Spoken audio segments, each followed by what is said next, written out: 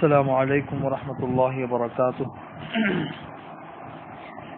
سلسلہ وار ہمارا جو سبق چل رہا تھا سیرت کا، گزشتہ ہفتے ہمارے سامنے جو درس ہو رہا تھا وہ ہجرت سے متعلق تھا، حضور اکرم صلی اللہ علیہ وسلم کی ہجرت سے متعلق، مکہ مکرمہ سے مدینہ منورہ کی طرف۔ اور ہجرت سے متعلق جو مضمون ہے وہ تقریباً 2 ہفتے سے شروع ہے۔ اس سے پہلے والے ہفتے میں بھی وہی مضمون تھا اور اس سے پہلے والے ہفتے کے اندر بھی وہی مضمون تھا۔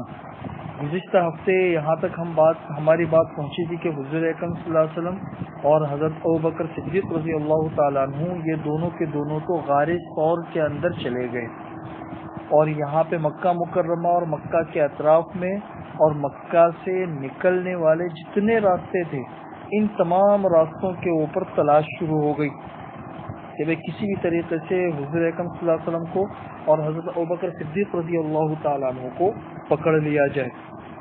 یہ ساری تفصیلات گزشتہ ہفتے آ چکی تھی۔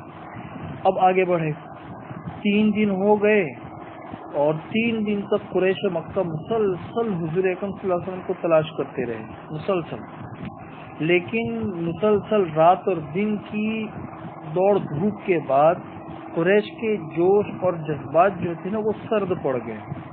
اب یہ لوگ ہمت ہار گئے کہ بھئی لگتا ہے کہ اب یہ دونوں ہمارے ہاتھ سے نکل چکے ہیں۔ تو جب ان لوگوں کی تلاشی مہم ساری کے ساری سرد پڑ گئی تو اب حضور اکرم صلی اللہ علیہ وسلم اور حضرت ابوبکر صدیق رضی اللہ تعالیٰ عنہ نے مدینہ کے لیے نکلنے کا پختہ عزم کر لیا کہ وہ اب غار ثور سے نکل کے ہمیں مدینہ منورہ کے لیے نکلنا چاہیے۔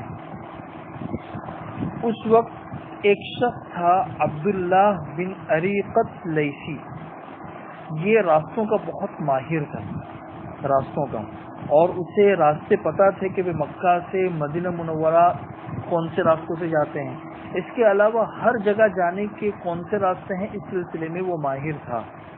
تو حضرت ابوبکر صدیق رضی اللہ تعالیٰ عنہ نے پہلے ہی سے اس سے اجرت طے کر لی تھی کہ بھئی ہمیں مدینہ پہنچانا ہے، اور مدینہ پہنچانے کی وہ کتنی اجرت لے گا وہ بتا دے، اور وہ اجرت بھی اس کو دے دی گئی تھی تاکہ وہ مدینہ منورہ حضور اکرم صلی اللہ علیہ وسلم حضرت ابوبکر کو پہنچا دے۔ یہ عبداللہ بن اریقط جو تھا وہ ابھی تک قریش ہی کے دین پر تھا، مسلمان نہیں ہوا تھا، لیکن تھا قابل اطمینان تھا، اس لیے سواریاں جو تھی وہ بھی اسی کے حوالے کر دی گئی تھی۔ حضرت ابوبکر صدیق اور حضور اکرم صلی اللہ علیہ وسلم نے اپنی جو سواریاں تھیں یہ عبداللہ ہی کے حوالے کر دی تھی۔ معاملہ یہ طے ہوا تھا کہ وہ 3 راتیں غار ثور میں گزاریں گے، اور اس کے بعد یہ عبداللہ جو تھا یہ ان دونوں حضرات کی سواریاں لے کر غار ثور پر پہنچے گا اور پھر یہاں سے سفر شروع ہوگا۔ چنانچہ جو بات طے ہوئی تھی اس طے شدہ بات کے تحت میں یہ عبداللہ بن اریقط یہ آ گیا پیر کی رات کو، جو ربیع الاول کی چاند رات تھی، ربیع الاول کی، اور یہ سمجھ لو کہ گویا کہ سن ہجری کی ابتدا آج سے ہی شروع ہوئی ہے۔ ہجرت کے وقت سے جب سن ہجری کی ابتدا شروع ہوئی تو سن ہجری 1 تھا اور ربیع الاول کی چاند رات تھی، اور 16 ستمبر سن عیسوی 622 حضور اکرم صلی اللہ علیہ وسلم اور حضرت ابوبکر ان لوگوں نے یہاں سے اپنا سفر شروع کیا۔ حضرت ابوبکر صدیق رضی اللہ تعالیٰ عنہ نے اس موقع پر حضور اکرم صلی اللہ علیہ وسلم کی خدمت میں سب سے مہنگی اور بہترین قسم کی اونٹنی پیش کی، اور یہ ارشاد فرمایا کہ حضرت میری 2 سواریاں ہیں، اس میں سے جو چاہے آپ قبول فرما لیں۔ حضور اکرم صلی اللہ علیہ وسلم نے ارشاد فرمایا کہ لوں گا لیکن ہدیہ نہیں لوں گا، اس کی میں قیمت دوں گا آپ کو۔ بہرحال اب یہاں سے سفر شروع ہوا۔ اچھا، جب یہاں سے سفر شروع کر رہے تھے تو اس وقت ایک تو سفر میں جانے والے حضور تو تھے، حضرت ابوبکر بھی تھے، پھر عبداللہ بن اریقط چونکہ یہ سفر کے رہبر ہے تو وہ بھی ساتھ میں تھا۔ اسی طریقے سے حضرت ابوبکر صدیق رضی اللہ تعالیٰ عنہ کے جو غلام تھے عامر بن فہیرہ، یہ بھی ساتھ میں تھے، عامر بن فہیرہ۔ اچھا، جب یہ لوگ سفر کے لیے نکل رہے تھے اس وقت اسماء بنت ابو بکر یعنی حضرت ابوبکر صدیق رضی اللہ تعالیٰ عنہ کی صاحبزادی یہ بھی تشریف لے آئی۔ اب کھانا وانا لے کر، جس طرح راستے میں کھانے پینے کی کن کن چیزوں کی ضرورت پڑے گی، تو وہ سارا کے سارا توشہ لے کر حضرت اسما آ گئی. جب حضرت اسما یہاں پہ پہنچی اور یہاں سے سفر شروع ہونے لگا ان حضرات کا، تو اچانک پتہ چلا کہ بھئی جو توشہ دان لے کر آئے ہیں، تو اس توشہ دان کو لٹکانے کے لیے جو بٹن وغیرہ یا جو بھی ایسی چیز ہوتی ہے وہ بھول گئے ہیں، گھر پہ بھول گئی ہے. اب یہ توشہ دان لٹکائے تو کس چیز سے لٹکائے؟ بندھن تو ہے نہیں. تو اس وقت حضرت اسما رضی اللہ تعالی عنہا نے اپنی اوڑھنی نکالی اور اس کو پھاڑ دیا 2 حصوں میں. ایک حصے سے توشہ لٹکایا اور دوسرا حصہ جو ہے وہ کمر میں باندھ دیا، کہ جس کمر میں باندھنے کے بعد پھر توشہ لٹکانا آسان ہو جاتا ہے. اسی وجہ سے حضرت اسما بنت ابوبکر رضی اللہ تعالی عنہا کا لقب اسی وقت میں ذات النطاقین پڑ گیا. ذات النطاقین، ایک اوڑھنی کے 2 حصوں والی، اس کا مطلب یہ تھا. بہرحال اب یہاں سے سفر شروع ہوا. غار سے روانہ ہو کر سب سے پہلے یمن کے رخ پر چلے. یمن کے رخ پر، یمن کا رخ جو ہے وہ مکہ سے جنوب کی طرف ہے. جنوب کی سمت بہت دور تک چلے گئے، بہت دور تک. پھر پچھم کی طرف مڑے اور سمندر کے ساحل کا رخ کر لیا، سمندر کے ساحل کا. پھر وہاں سے ایک ایسے راستے پر پہنچے جس راستے سے عام لوگ واقف نہیں تھے، اور وہاں سے پھر شمال کی طرف مڑ گئے. اور یہ راستہ جو تھا یہ بحر احمر کے بالکل ساحل کے قریب ہی تھا، اور یہ راستہ بالکل ایسا تھا، بالکل اجنبی، کہ اس راستے کے اوپر بہت کم کسی کا آنا جانا تھا. اور اس اجنبی راستے کا انتخاب بھی اسی بنیاد پر کیا گیا کیونکہ چاروں طرف تلاشی مہم شروع تھی. اگر کوئی دیکھ لیتا تو وہ حضور اکرم صلی اللہ علیہ وسلم اور حضرت ابوبکر کو پکڑ لیتا. اس طریقے سے یہ سفر شروع ہوا. اس سفر کے دوران، یعنی یہ ہجرت کا جو سفر ہے، حضور اکرم صلی اللہ علیہ وسلم غار ثور سے نکلے اور یہاں سے قبا، تو ان دونوں کے درمیان جو راستہ ہے ہجرت کا، تو اس میں مختلف قسم کے واقعات پیش آئے جو احادیث اور سیرت کی کتابوں کے اندر موجود ہیں. اس میں سے کچھ واقعات کی طرف اشارہ کیا جاتا ہے، آپ لوگوں نے سنے بھی ہوں گے، پھر سے سن لے تو آپ لوگوں کا ایمان تازہ ہو جائے گا. ایک واقعہ تو ہوا، صحیح بخاری کے اندر ہے، حضرت ابوبکر صدیق رضی اللہ تعالیٰ عنہ سے مروی ہے. حضرت ابوبکر صدیق رضی اللہ تعالیٰ عنہ فرماتے ہیں کہ ہم لوگ غار سے نکل کر رات بھر چلتے رہے اور دن میں بھی دوپہر تک چلتے رہے، دن میں بھی دوپہر تک چلتے رہے. جب ٹھیک دوپہر کا وقت ہو گیا تو راستہ خالی ہو گیا اور کوئی گزرنے والا اس راستے کے اوپر نہیں رہا. تو ہمیں ایک بہت لمبی چٹان دکھائی، لمبی چٹان، اور وہ لمبی چٹان ایسی تھی کہ اس کے سائے کے اوپر ابھی دھوپ نہیں آئی تھی. ہم وہیں پہ اتر پڑے. میں نے اپنے ہاتھ سے حضور اکرم صلی اللہ علیہ وسلم کے سونے کے لیے ایک جگہ تھوڑی سی ہموار کی اور اس پر پوستین بچھا دیا، پوستین جسے ہم آج کی زبان میں سمجھ لیں کہ چادر بچھا دی. پھر میں نے حضور سے ارشاد فرمایا کہ اللہ کے رسول آپ سو جائیں اور میں آپ کی حفاظت کرتا ہوں، آس پاس دیکھ لیتا ہوں کوئی آپ کو نقصان پہنچانے والا انسان نہ آ جائے. تو حضور اکرم صلی اللہ علیہ وسلم تو سو گئے اور حضرت ابوبکر صدیق رضی اللہ تعالیٰ عنہ فرماتے ہیں کہ میں آس پاس کی دیکھ بھال کے لیے نکل پڑا. اچانک میری نظر پڑی کہ ایک چرواہا ہے، وہ اپنی کچھ بکریاں لے کر چٹان کی طرف آ رہا ہے، چٹان کی طرف، اور وہ بھی اس چٹان کے سائے میں آرام کرنا چاہتا تھا، اسی لیے وہ اس طرف آ رہا تھا. میں نے اس سے پوچھا کہ بھئی اے نوجوان تو کس کے آدمی ہو؟ تو اس نے مکہ یا مدینہ کے کسی آدمی کا ذکر کیا کہ میں اس کا غلام ہوں. میں نے کہا تمہاری بکریوں میں کچھ دودھ ہے؟ اس نے کہا کہ ہاں ہے. میں نے کہا کہ میں دو سکتا ہوں؟ تو اس نے کہا کہ ہاں ضرور دو لیجئے. اس نے ایک بکری پکڑی، ایک بکری اس میں سے دودھ دوہنے کے لیے. تو میں نے کہا کہ بھئی تھن کو مٹی سے، بال سے، تینکوں وغیرہ سے اچھی طریقے سے صاف کر لو. پھر اس نے ایک بہت بڑا پیالہ لیا، بہت بڑا، اور تھوڑا سا دودھ دوہا. میرے پاس میں ایک چرمی لوٹا تھا، یعنی کیا کہتے ہیں، چرمی لوٹا. تو میں نے جو یہ لوٹا لیا تھا حضور اکرم صلی اللہ علیہ وسلم کے پینے کے لیے، وضو کرنے کے لیے رکھا ہوا تھا، تو اس میں وہ دودھ نکالا میں نے، اور دودھ نکالنے کے بعد پھر میں حضور اکرم صلی اللہ علیہ وسلم کے پاس لے کر آیا، لیکن حضور اکرم صلی اللہ علیہ وسلم آرام فرما رہے تھے۔ میں نے مناسب نہیں سمجھا کہ حضور اکرم صلی اللہ علیہ وسلم کو اٹھاؤں، اس لیے کہ اگر میں نے اٹھایا تو حضور اکرم صلی اللہ علیہ وسلم کی نیند خراب ہو جائے گی۔ کتنی مرتبہ انسان تھکا ہوا سوتا ہے، کوئی اٹھاتا ہے تو کچی نیند سے وہ انسان اٹھتا ہے تو انسان کا سر جو ہے وہ بھاری ہو جاتا ہے۔ بہرحال میں نے حضور اکرم صلی اللہ علیہ وسلم کو بیدار نہیں کیا، خود حضور اکرم صلی اللہ علیہ وسلم کی نیند پوری ہوئی، حضور اکرم صلی اللہ علیہ وسلم بیدار ہوئے، تو میں حضور اکرم صلی اللہ علیہ وسلم کے پاس آیا اور دودھ پر پانی ڈالا۔ دودھ پر پانی ڈالنے کا مطلب یہ ہوتا ہے کہ اس دودھ کا نیچے کا جو حصہ ہے وہ ٹھنڈا ہو جائے۔ تو دودھ کے اندر میں نے پانی ڈالا، پھر میں نے حضور اکرم صلی اللہ علیہ وسلم کو فرمایا کہ حضرت اب آپ پی لیجیے۔ حضور اکرم صلی اللہ علیہ وسلم نے پیا۔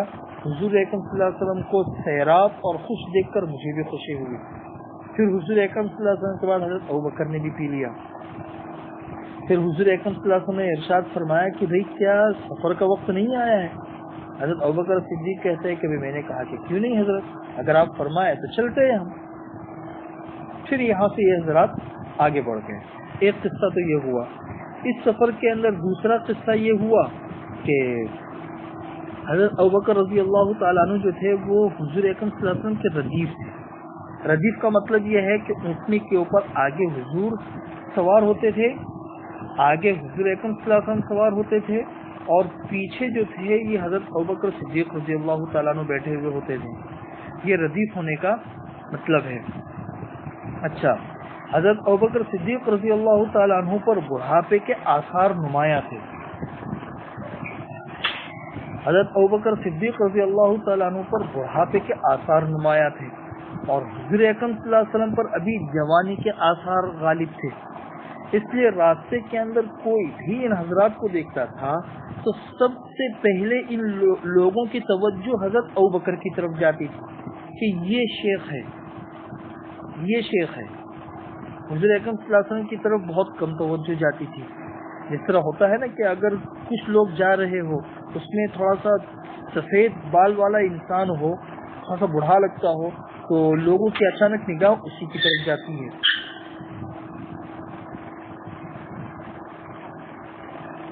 تو سفر کے اندر بھی اسی طریقے سے سب کی پہلی نگاہ حضرت ابوبکر رضی اللہ تعالیٰ عنہ کی طرف جاتی تھی۔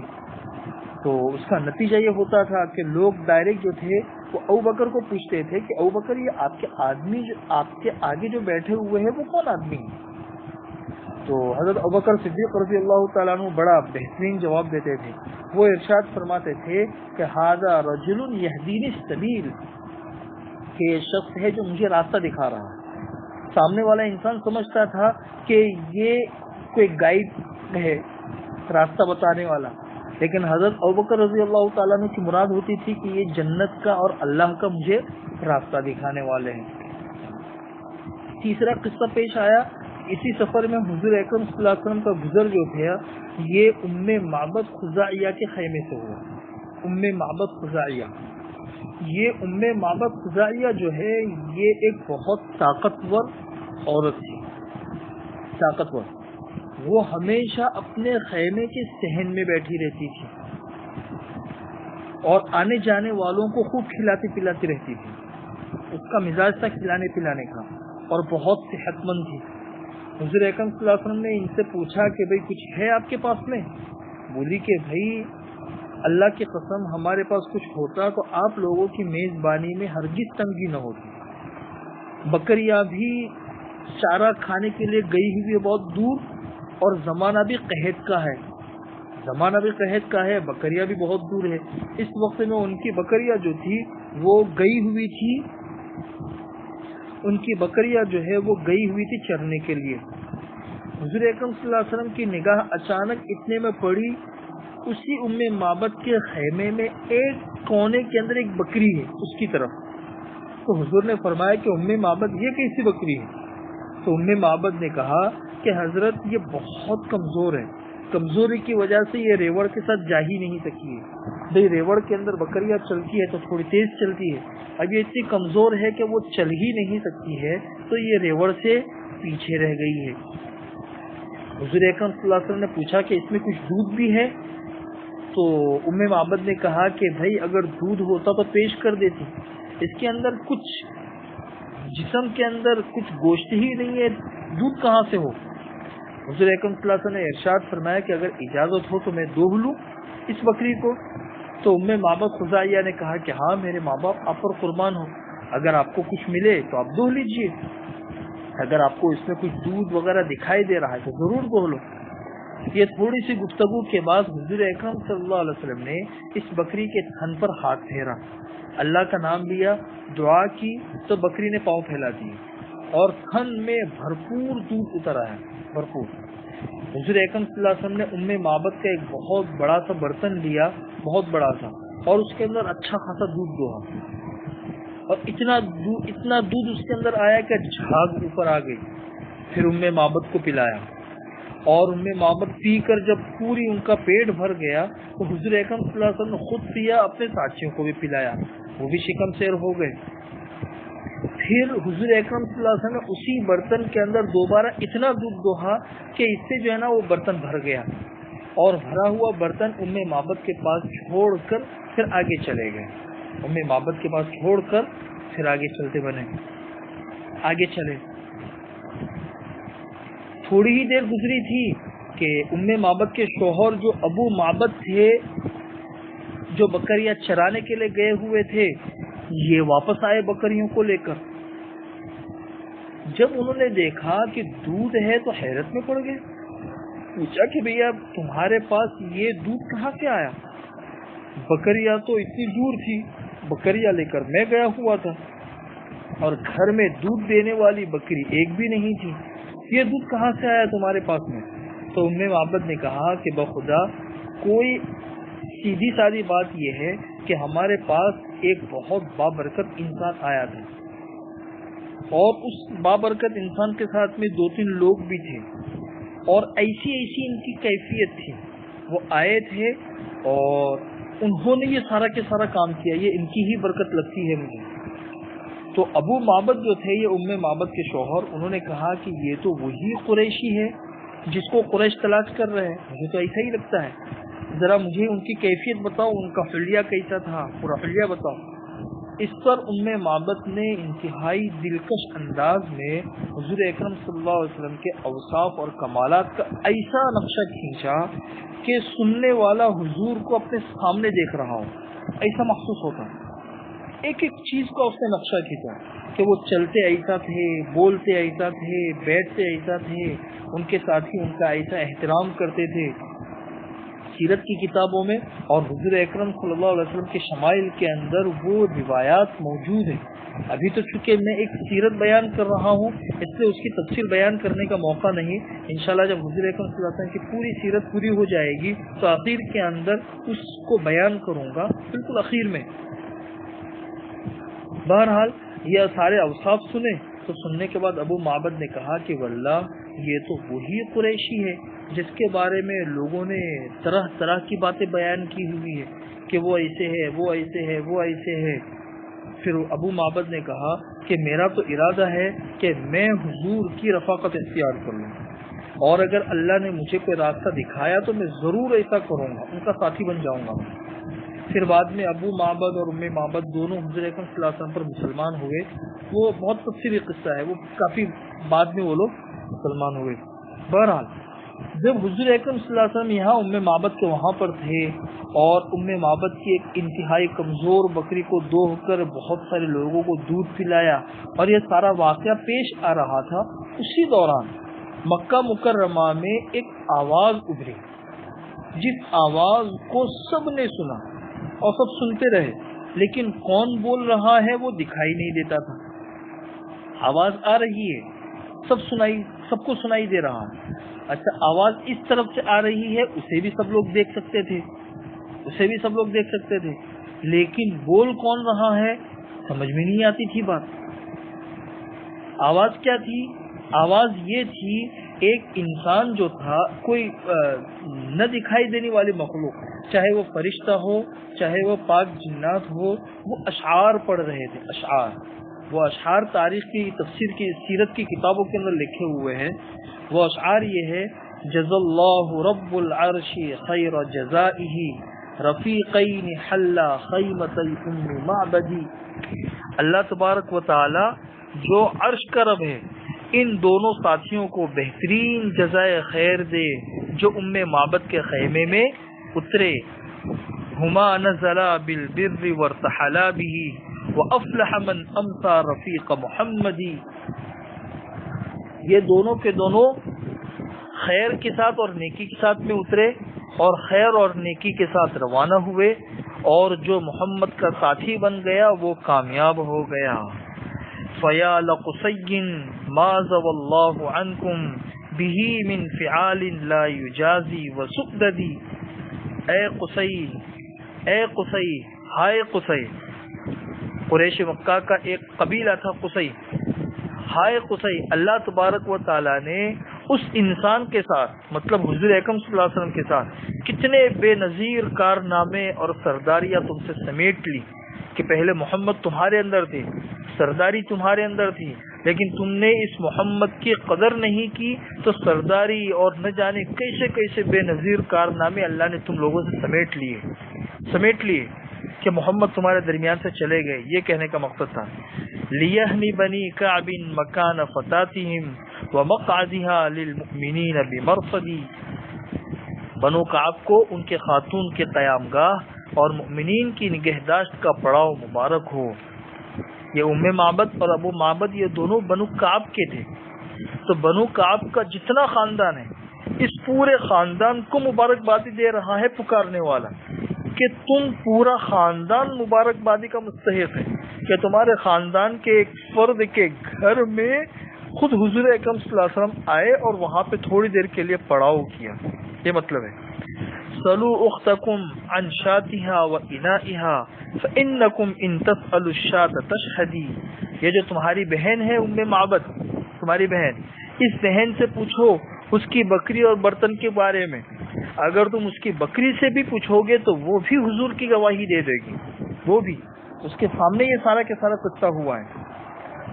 یہ آوازیں آتی رہی، لیکن کہاں سے آواز آ رہی ہے، کون آواز دے رہا ہے، کچھ پتا نہیں.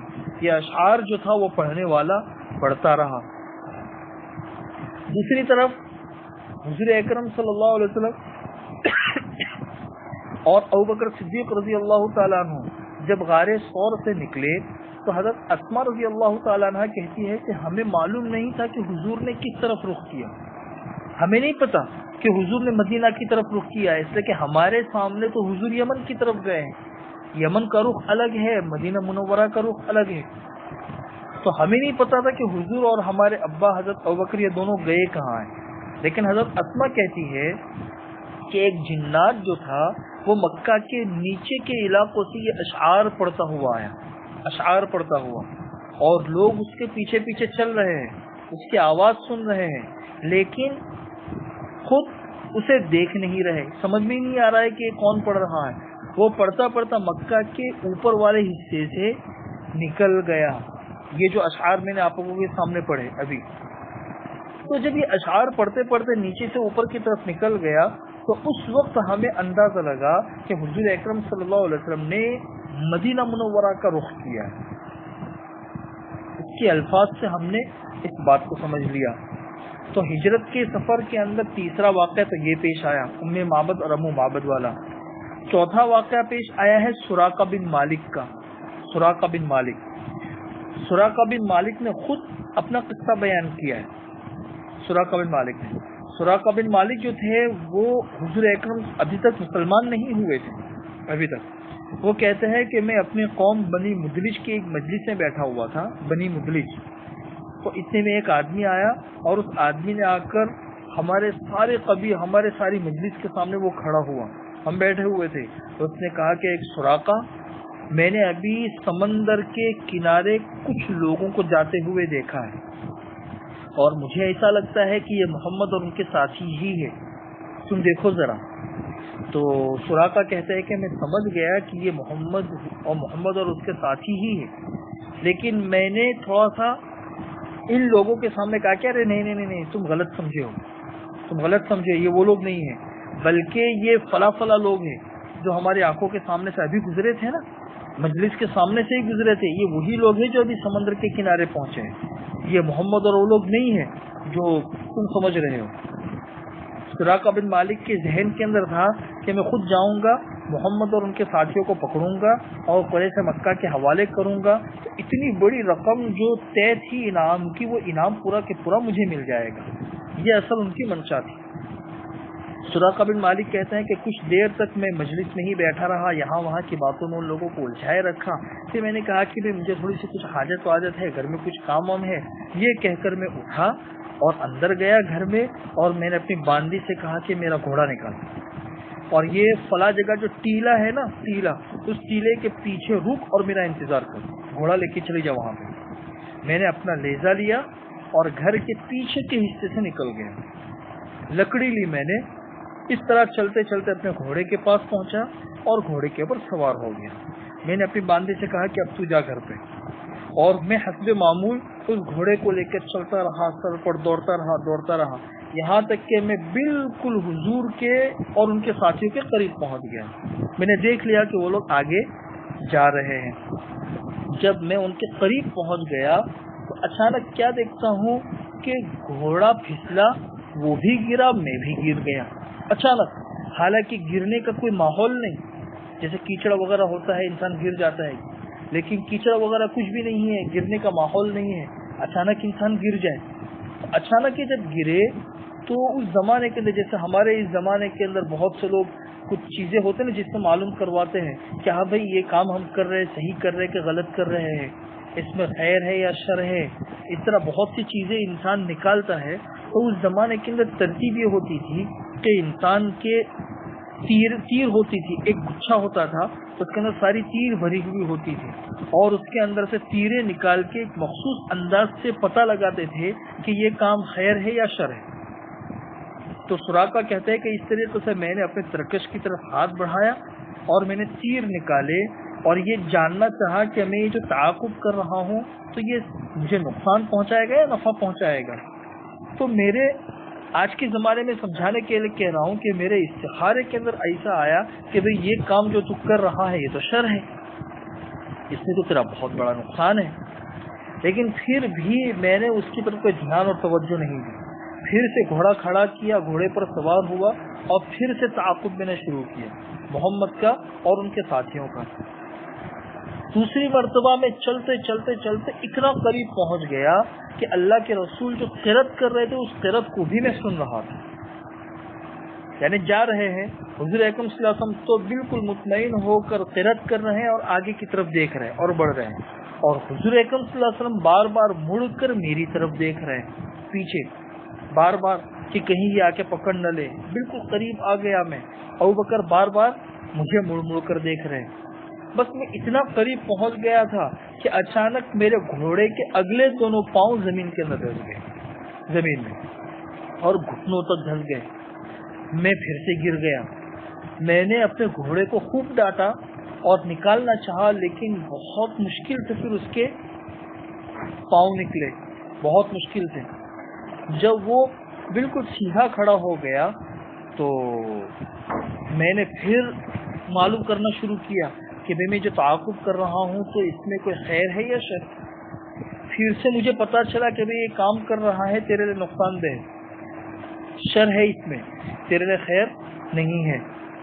لیکن اس کے بعد جب دوسری مرتبہ ایسا ہوا تو میں نے پیچھے سے آواز لگائی اور میں نے کہا حضور اکرم صلی اللہ علیہ وسلم سے اور ان کے ساتھیوں سے کہ میں امان کے ساتھ آپ کو پکارتا ہوں، آپ لوگ ٹھہر جاؤ، میں کچھ بات کرنا چاہتا ہوں۔ اب میں اپنی نیت بدل دیتا ہوں، پہلے کسی اور نیت سے آ رہا تھا، اب میری نیت بدل چکی ہے، لہذا اب جو ہے نا آپ لوگ تھوڑی سی میرے سے بات چیت کرو تھوڑی سی۔ تو جب میں نے یہ بات کی تو حضور اکرم صلی اللہ علیہ وسلم نے کہا کہ چلو ٹھیک ہے۔ حضور اکرم صلی اللہ علیہ وسلم نے ساتھیوں کو رکا دیا، خود بھی رک گئے، میں اپنے گھوڑے پر سوار ہوا، حضور اکرم صلی اللہ علیہ وسلم کے پاس پہنچا۔ جب 2 مرتبہ میرے ساتھ میں ایسا واقعہ پیش آیا، 2 مرتبہ تو میں سمجھ گیا کہ بھئی یہ کوئی دوسرا معاملہ ہے اور اللہ کے رسول جو ہے ان کا معاملہ غالب آ کر رہے گا۔ جب میں حضور اکرم صلی اللہ علیہ وسلم کے پاس گیا تو پہلے جس نیت کو لے کر آیا تھا اب میری نیت بدل چکی تھی۔ میں نے حضور اکرم صلی اللہ علیہ وسلم کو ساری باتیں بتا دی کہ آپ کی قوم آپ کا کس طرح تعاقب کر رہی ہے اور آپ کو پکڑنے کے لیے کتنا بھاری انعام مقرر کیا گیا ہے اور لوگ آپ کے ساتھ میں کیسا برا سلوک کرنا چاہتے ہیں۔ یہ ساری کی ساری چیزیں میں نے اللہ کے رسول کو بتا دی۔ حضور اکرم صلی اللہ علیہ وسلم نے کہا کہ ٹھیک ہے، یہ ساری باتیں مجھے پتا ہے۔ پھر سراقہ بن مالک کہتے ہیں کہ میں نے کچھ سامان پیش کیا، کچھ کھانا وانا پیش کیا، کچھ پیسے وغیرہ پیش کیے جس سے سفر میں ان حضرات کو کچھ سہولت ہو سکے، تو حضور اکرم صلی اللہ علیہ وسلم نے میرا کوئی بھی سامان نہیں لیا اور نہ مجھ سے کوئی چیز مانگی، صرف اتنا کہا کہ بھئی دیکھو ہم جا رہے ہیں، ہمارے بارے میں کسی کو اطلاع مت دینا، بس رازداری سے کام لینا، ہمارے بارے میں کسی کو اطلاع مت دینا۔ میں نے حضور اکرم صلی اللہ علیہ وسلم سے کہا کہ آپ ایک پرچہ لکھ دو اور اس کے اوپر مجھے امان لکھ دو، امان کہ تجھے امان ہے، تو مجھے اطمینان ہو جائے گا کہ میں نے جو غلط کام کرنے کے لیے یہاں تک پہنچا تھا تو اب اس سے مجھے امن مل گیا۔ حضور اکرم صلی اللہ علیہ وسلم نے عامر بن فہیرہ کو حکم دیا، انہوں نے چمڑے کے ایک ٹکڑے کے اوپر امان لکھ کے میرے حوالے کر دیا۔ بس یہ بات ہوئی، پھر حضور اکرم صلی اللہ علیہ وسلم آگے بڑھ گئے اور میں وہاں سے پیچھے آ گیا۔ بعد میں پھر سراقہ بن مالک بھی مسلمان ہوئے، ان کا بھی قصہ ہے۔ یہ جو سراقہ بن مالک کا معاملہ اور واقعہ ہوا، اس واقعے سے متعلق خود حضرت ابوبکر رضی اللہ تعالیٰ عنہ کی بھی ایک روایت ہے۔ حضرت ابوبکر صدیق رضی اللہ تعالیٰ عنہ کا بیان ہے کہ ہم لوگ روانہ ہوئے تو قوم ہماری تلاش میں تھی، مگر سراقہ بن مالک جو تھا وہ اپنے گھوڑے پر آیا اور میں اللہ کے رسول کو کہہ رہا تھا کہ اللہ کے رسول کے پیچھے ہم کو پکڑنے کے لیے آ گیا ہے۔ دیکھو اس وقت حضور اکرم صلی اللہ علیہ وسلم نے فرمایا لا تحزن ان اللہ معنا، غم نہ کرو، اللہ تبارک و تعالی ہمارے ساتھ میں ہے۔ تو خیر یہ سراقہ بن مالک سے بات چیت ہوئی اور پھر سراقہ بن مالک یہاں سے واپس ہوئے۔ جب سراقہ بن مالک یہاں سے واپس ہوا تو راستے میں کچھ لوگ اور ملے جو حضور اکرم صلی اللہ علیہ وسلم کو اور ان کے ساتھیوں کو تلاش کرنے کے لیے آ رہے تھے۔ تو سراقہ بن مالک نے کہا کہ بھئی یہاں کا اب ارادہ مت کرو، یہاں تو میں بہت دور تک دیکھ کر آیا ہوں، مجھے کوئی بھی نہیں ملا، خامخواہ اپنے آپ کو تھکاتے کیوں، دوسرے راستوں میں تلاش کرو، دوسرے راستوں میں۔ اس طریقے سے سراقہ بن مالک نے لوگوں کو وہاں سے پیچھے ہٹا دیا۔ مطلب دن کے شروع میں تو کسی اور نیت سے آ رہے تھے اور اب دن کے آخر میں خود حضور اکرم صلی اللہ علیہ وسلم اور ان کے ساتھیوں کے پاسبان بن گئے سراقہ بن مالک۔ پانچواں قصہ یہ ہوا کہ حضور اکرم صلی اللہ علیہ وسلم ہجرت کے ہی راستے میں تھے، راستے میں بریدہ اسلمی ملے۔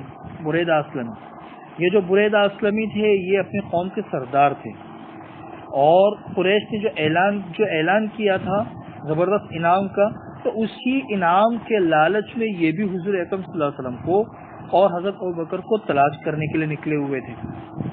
اتفاق سے ان کا حضور اکرم صلی اللہ علیہ وسلم سے سامنا ہوا، بات چیت ہوئی۔ جب بات چیت ہوئی تو وہ اپنا دل دے بیٹھے۔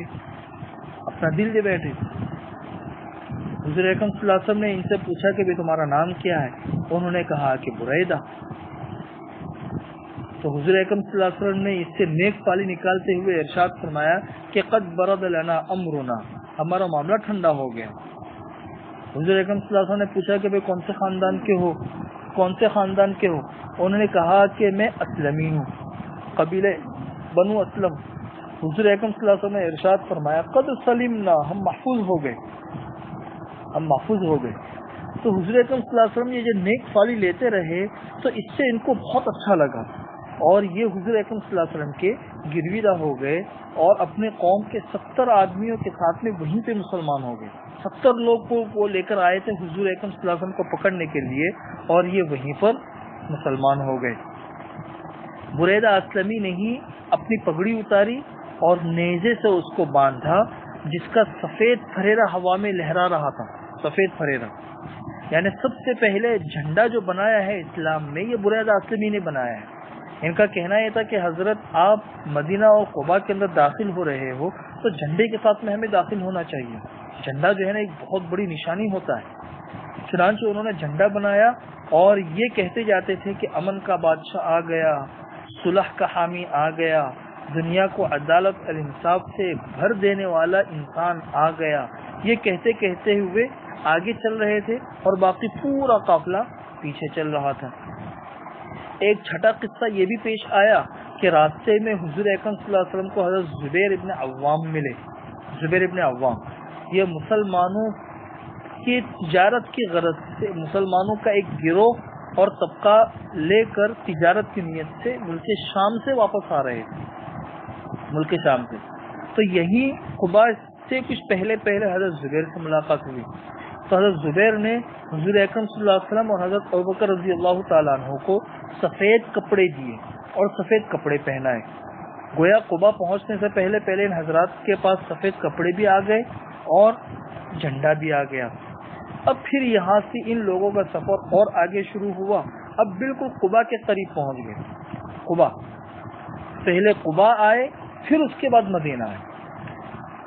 دوشنبہ یعنی پیر کے دن 8 ربیع الاول تھا، 8 ربیع الاول، اور نبوت کا 14واں سال تھا، اور سن ہجری تو پہلا ہی ہے۔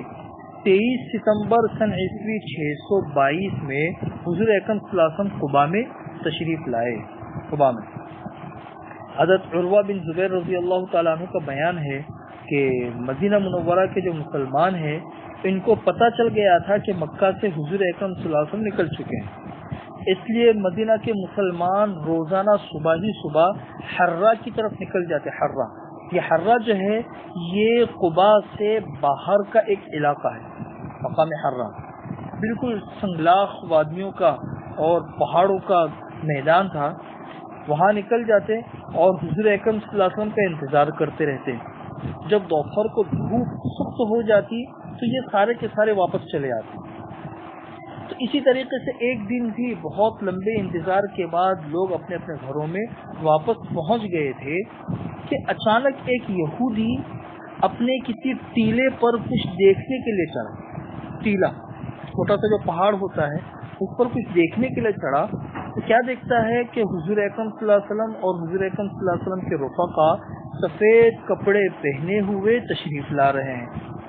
کیونکہ مکہ سے جب حضور چلے تھے تو اس وقت تو صرف 4 یا 5 ہی لوگ تھے، ایک تو حضور تھے، ایک حضرت ابوبکر تھے، ایک حضرت ابوبکر کے غلام عامر بن فہیرہ تھے، اور اسی طریقے سے ایک عبداللہ بن عریقت یا عریقت دونوں نام آتے ہیں، یہ تھے، 4 لوگ تو یہ تھے۔ پھر راستے میں بریدہ اسلمی کے ساتھ 70 لوگ مسلمان ہو گئے، یہ قافلہ شامل ہو گیا۔ پھر حضرت زبیر بن عوام کے ساتھ میں ایک چھوٹا سا ایک جماعت تھی، وہ بھی شامل ہو گئی۔ تو اس طریقے سے دیکھتے دیکھتے 150 لوگوں کا 100-150 لوگوں کا یہ قافلہ ہو گیا۔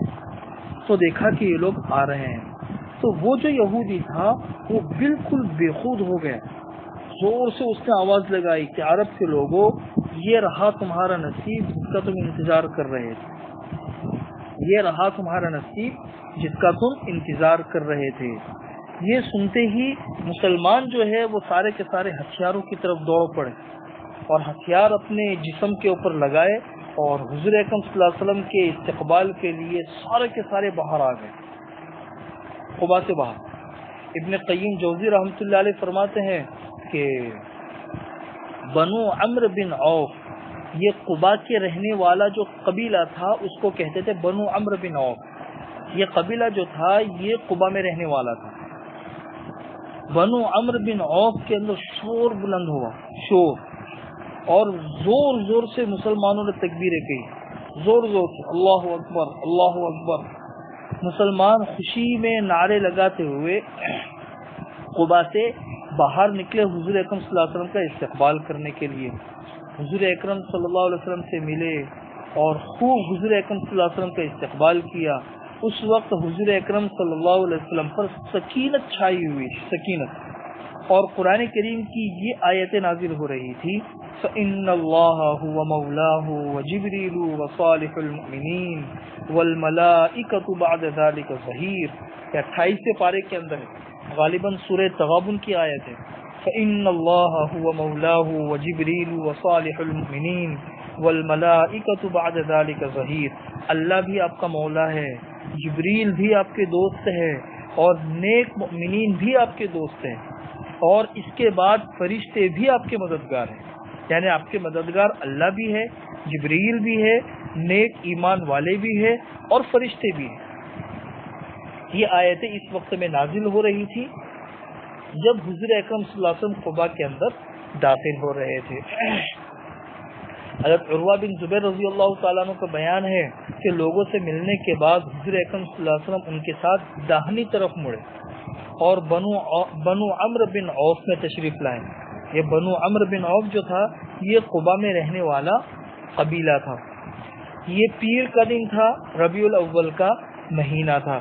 جیسا میں نے آپ کو بتایا کہ ابوبکر رضی اللہ تعالیٰ عنہ پر بڑھاپے کے آثار غالب تھے اور حضور اکرم صلی اللہ علیہ وسلم پر ابھی جوانی کے آثار غالب تھے، اس لیے ہر آنے والا، بہت سے لوگوں نے حضور کو دیکھا نہیں تھا، تو ہر آنے والا ڈائریکٹ لپکتا تھا مصافحہ کرنے کے لیے، استقبال کرنے کے لیے حضرت ابوبکر کی طرف۔ وہ سمجھتے تھے کہ یہ اللہ کے رسول ہے، لیکن جب تھوڑی دیر ہوئی اور دھوپ ہو گئی تو حضرت ابوبکر صدیق رضی اللہ تعالیٰ عنہ چادر لے کر کھڑے ہو گئے اور حضور اکرم صلی اللہ علیہ وسلم کے اوپر چادر کر لی، کیونکہ دھوپ آ رہی تھی حضور پر، تو حضور اکرم صلی اللہ علیہ وسلم کے اوپر چادر تان دی اور حضور اکرم صلی اللہ علیہ وسلم کو سائے میں بٹھا دیا۔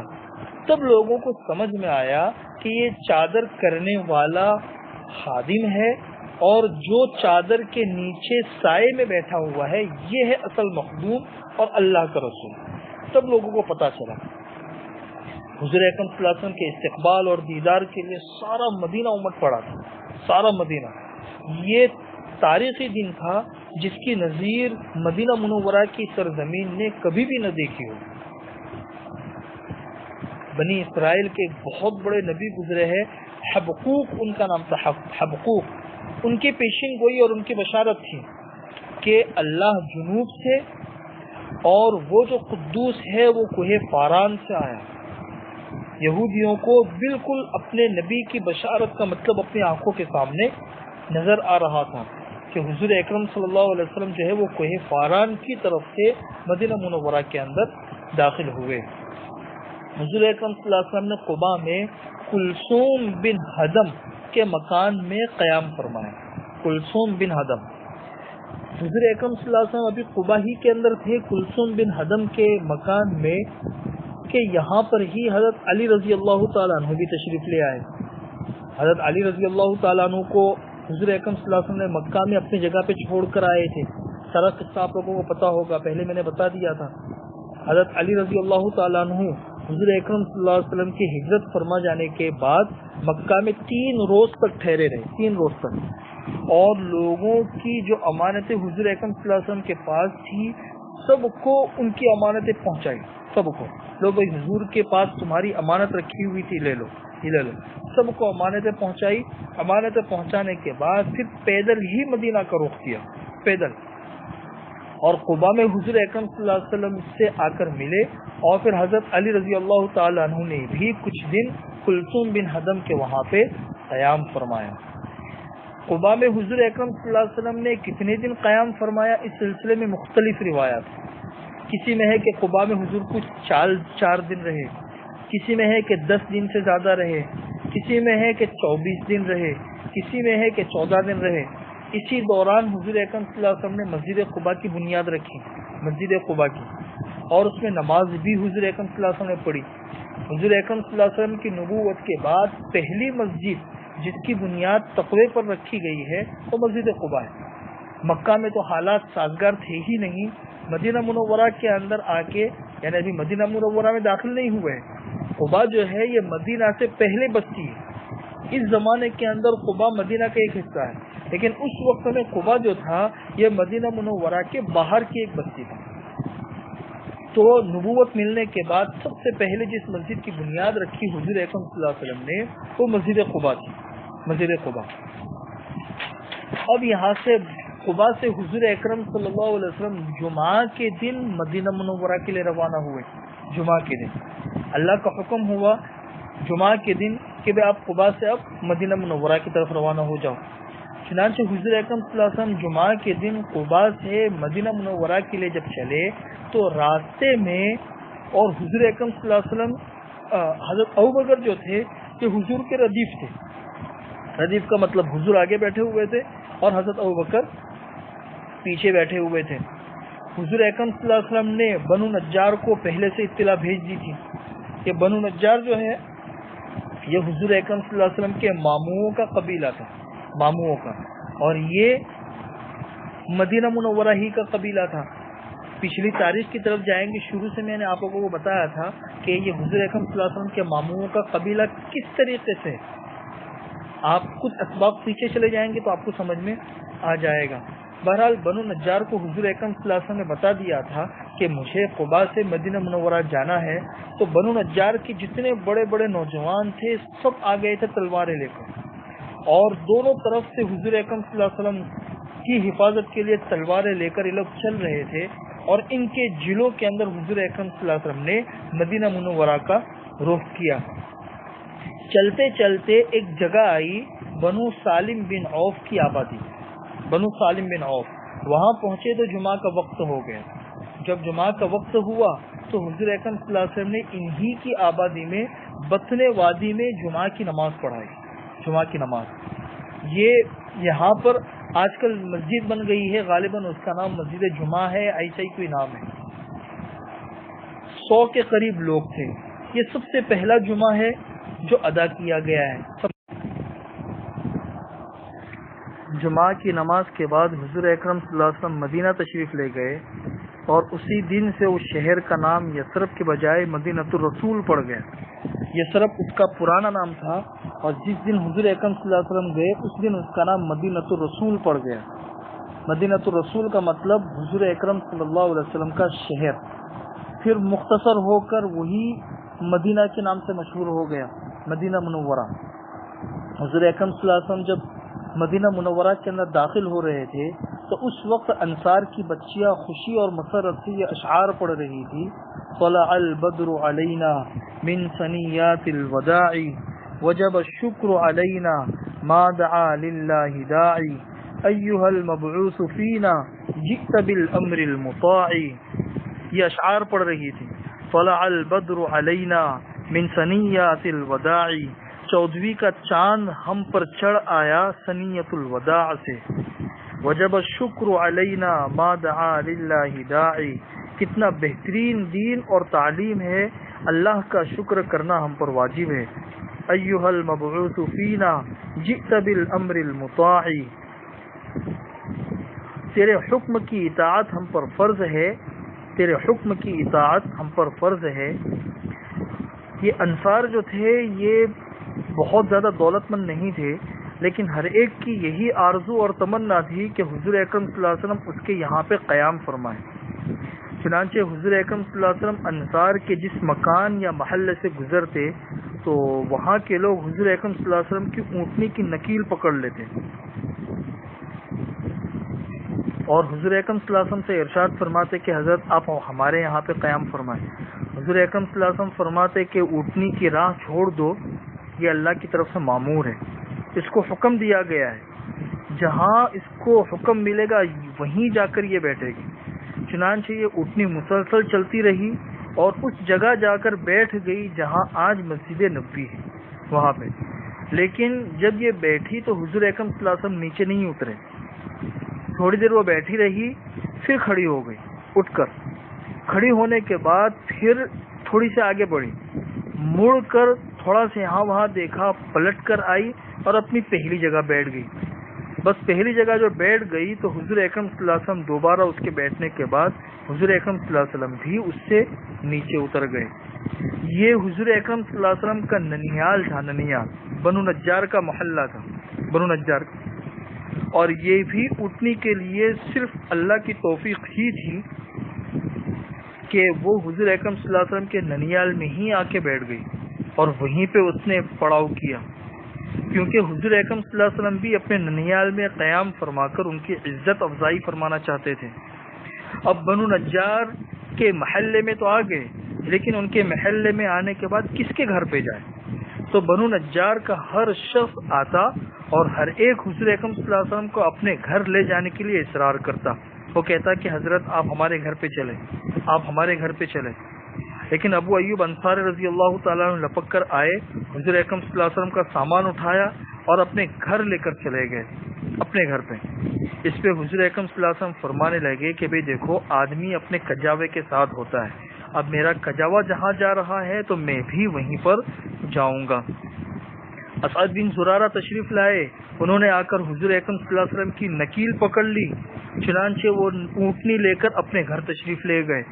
لہذا یہ اونٹنی جو تھی یہ حضرت اسعد بن زرارہ کے وہاں پہ رہی، حضرت اسعد بن زرارہ کے وہاں پہ رہی۔ صحیح بخاری کے اندر حضرت انس رضی اللہ تعالیٰ عنہ سے مروی ہے کہ حضور اکرم صلی اللہ علیہ وسلم نے ارشاد فرمایا کہ ہمارے کس آدمی کا گھر زیادہ قریب ہے، کس آدمی کا گھر زیادہ قریب ہے؟ حضرت ابو ایوب انصاری نے ارشاد فرمایا کہ حضرت میرا گھر سب سے زیادہ قریب ہے، یہ رہا میرا مکان اور یہ رہا میرا دروازہ۔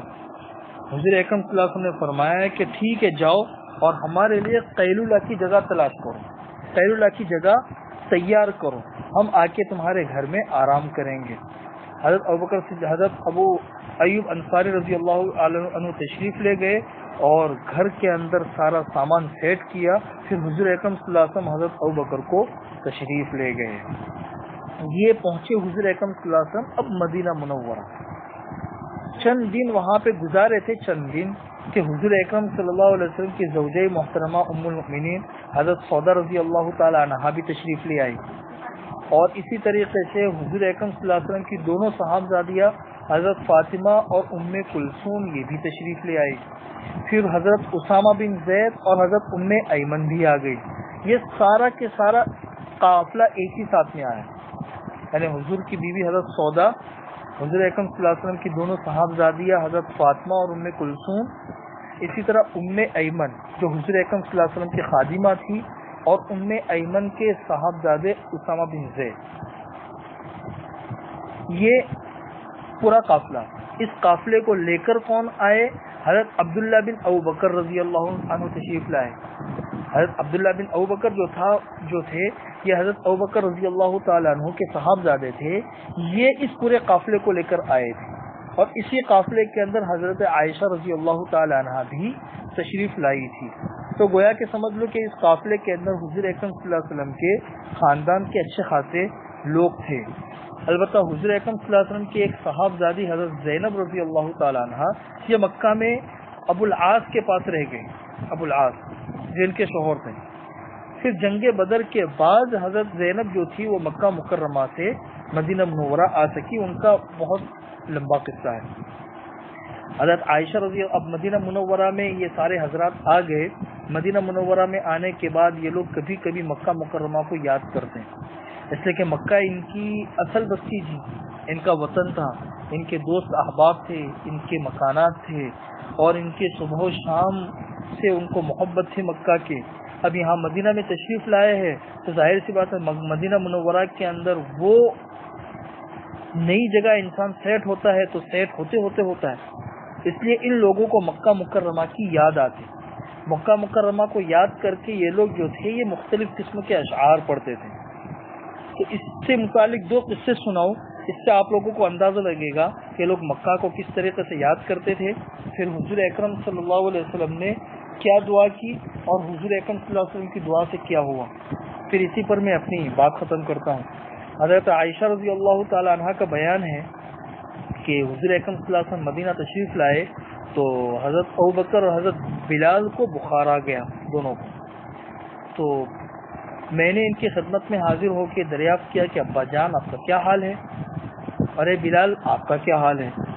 تو حضرت عائشہ فرماتی ہے کہ جب حضرت ابوبکر کو بخار آتا تو حضرت ابوبکر مکہ کو یاد کر کے یہ شعر پڑھتے، کل امرئ مصبح فی اہلہ والموت ادنی من شراک نعلہ، ہر آدمی سے اس کے اہل کے اندر صبح بخیر کہی جاتی ہے، ہر انسان اپنے گھر میں ہوتا ہے اور اس سے کہا جاتا ہے کہ صبح بخیر، صبح تم کو مبارک ہو، جبکہ موت اس کے جوتے کے تسمے سے بھی زیادہ قریب ہوتی ہے۔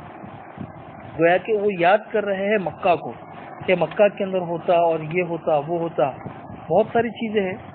اس میں سے ایک شعر یہ بھی تھا، کل امرئ مصبح فی اہلہ والموت ادنی من شراک نعلہ، حضرت بلال رضی اللہ تعالیٰ عنہ جب ان کو بخار آتا تو اس وقت وہ یہ اشعار پڑھتے، الا لیت شعری هل ابیتن لیلۃ بواد وحولی اذخر وجلیل، کاش میں جانتا کہ کوئی رات وادی مکہ میں گزار سکوں گا اور میرے ارد گرد اذخر اور جلیل گھاس ہوگی۔ مکہ مکرمہ کے اندر اذخر اور جلیل گھاس بہت کثرت سے ہوتی تھی، تو مکہ کو یاد کرتے ہوئے پڑھتے تھے کہ کاش مجھے پتا ہوتا کہ اب دوبارہ میں کب ایسی رات مکہ میں جا کے گزار سکوں گا، ہے مکہ میں ہوں، رات کا وقت ہو، میرے آس پاس میں اذخر اور جلیل گھاس ہو۔ وَهَلْ أَرِدْنَا يَوْمًا مِيَاهَ مِن جَنَّةٍ وَهَلْ يَبْدُوَنَّ لِي شَامَةٌ وَطُفَيْلُ، اور کیا کبھی میں مجنہ کے چشمے پر وارد ہو سکوں گا؟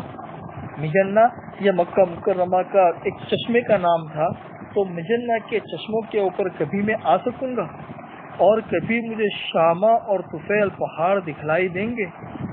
یہ شامہ اور طفیل یہ دونوں مکہ مکرمہ کے پہاڑ تھے۔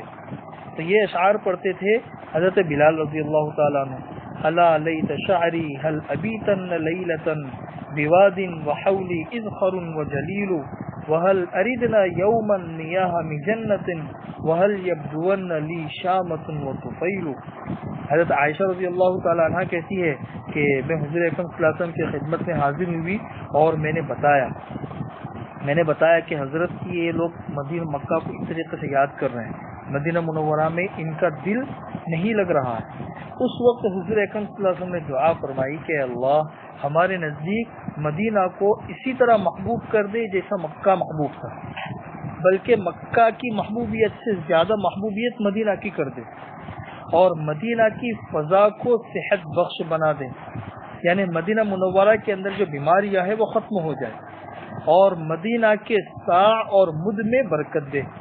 مدینہ کے سا اور مد میں برکت دینے کا مطلب یہ ہے کہ مدینہ کی غلوں کے اندر اور آمدنی کے اندر برکت دے دے، اور مدینہ منورہ کا بخار منتقل کر کے جحفہ پہنچا دے، جحفہ۔ چنانچہ حضور اکرم صلی اللہ علیہ وسلم کی دعا قبول ہوئی اور حالات بدل گئے۔ مکہ کو اب جو لوگ یاد کرتے تھے ان لوگوں کی محبت اب مدینہ کے در و دیوار سے ہو گئی۔ مدینہ منورہ کا جو بخار تھا وہ منتقل ہو کے جحفہ میں چلا گیا، اور اللہ تبارک و تعالیٰ نے مدینہ منورہ کے سا اور مد میں جو برکت دی وہ آج ہمارے سامنے ہے کہ وہاں کی کھجوریں 14 صدیوں سے مسلسل کھجوریں دے رہی ہے۔ وہاں کھجوریں اور اس کے علاوہ جو برکتیں حضور اکرم صلی اللہ علیہ وسلم نے برکتوں کی دعا کی تھی، اللہ تبارک و تعالیٰ نے وہ برکتیں بھی مدینہ منورہ کے اندر دے دی۔ یہاں پر پہنچ کے حضور اکرم صلی اللہ علیہ وسلم کی زندگی کا ایک پورا دور ختم ہوتا ہے، پورا دور۔ میں نے آپ لوگوں کو شروع سے بتایا تھا کہ حضور اکرم صلی اللہ علیہ وسلم کے بعثت سے پہلے کا دور، پھر حضور اکرم صلی اللہ علیہ وسلم کے بعثت سے لے کر مدینہ منورہ ہجرت تک کا دور، یہ دو دور یہاں پہ ختم ہو گئے۔ اب یہاں سے اگلا دور شروع ہوگا مدینہ منورہ کا، مدنی دور۔ مدنی دور کے کتنے مراحل ہیں اور اس کی کیا تفصیلات ہے، یہ انشاءاللہ آئندہ اسباق کے اندر ہم پڑھیں گے۔ اتنی باتیں اچھی طرح ذہن نشین کر لے اور یاد کر لے۔ اللہ ان باتوں پر عمل کرنے کے ہمیں توفیق نصیب کرے۔